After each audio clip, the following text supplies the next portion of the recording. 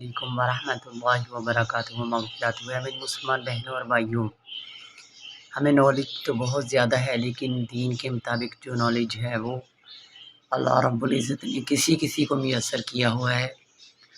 تو میری تمام بہنوں اور ماؤں سے، ماں باپ سے یہ ریکویسٹ ہے کہ اپنے بچوں کو دین کی، اسلام کی تعلیمات کی طرف بھی توجہ کروائیے، جو ہماری دنیا اور آخرت کی کامیابی کا باعث ہے۔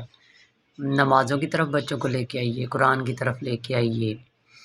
آج کل آزادی کا سماں ہے، تو ہمیں یہ سوچنا چاہیے اور اپنے بچوں کو بتانا چاہیے کہ حضرت علامہ اقبال کا خواب تھا یہ، اور حضرت قائد اعظم نے اپنی کوششوں سے بہت سارے لوگوں کو جمع کر کے یہ ملک حاصل کیا، اور یہاں آج بھی چکی میں پس رہے ہیں غلامی کی، کوئی نفس کی، کوئی غربت کی، اور کوئی دلوں کی۔